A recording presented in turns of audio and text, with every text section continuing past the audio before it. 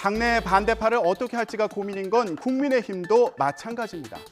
유승민 전 의원과 이준석 전 대표가 연말쯤 신당 창당에 나서는 것 아니냐는 전망이 나오는 가운데 당 대표를 지낸 원로들의 충고가 이어졌습니다.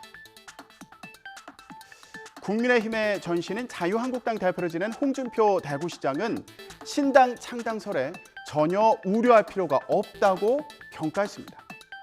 한 번 배신하고 당을 쪼갠 경험이 있는 사람들이 또다시 그렇게 하면 호응받기 어려울 거라는 겁니다. 그러면서 내년 총선은 진영 대거리 최고점에 이르러 제3지대가 발붙이기 어려울 거라고 전망했습니다. 박근혜 전 대통령 탄핵 당시처럼 중도 보수 성향 인사들을 모으기 쉽지 않을 거라는 얘기로 들리는데요. 얼마 전 차포 떼고 장기판 이길 수 있겠느냐며 포용을 주장한 홍준표 시장. 이번에는 신당 창당 무용론을 주장하면서 유승민, 이준석 두 사람에게 가만히 있으라 이런 메시지를 전하는 걸로 보이네요. 여기에 김무성 전 새누리당 대표도 나섰습니다. 상향식 공천으로 모두를 품어 분열 없는 공천을 해서 선거를 이겨야 한다고 말했는데요.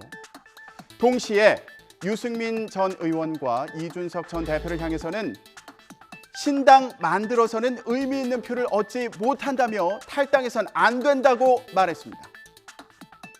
수도권에서 국민의힘 후보를 떨어뜨릴 정도의 표만 얻어서 선거 패배에 누명만 쓰게 될 가능성이 높다는 건데요. 의석은 차지하지 못하고 국민의힘만 방해하는 꼴이 될 거란 겁니다.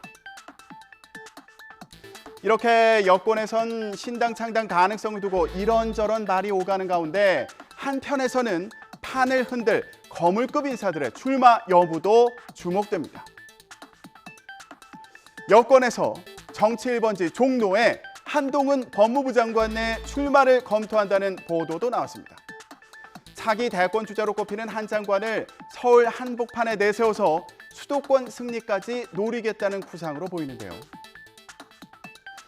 종로에서는 현역 최재형 의원이 지역구를 다지는 가운데 원희룡 국토교통부 장관 전략 공천설도 나오고 있습니다.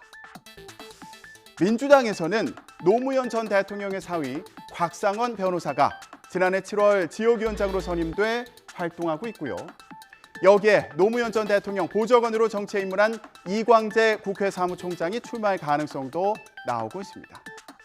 또 지난 2019년 종로로 이사한 임종석 전 대통령 비서실장도 후보군으로 거론됩니다. 벌써 열기가 뜨거운데요.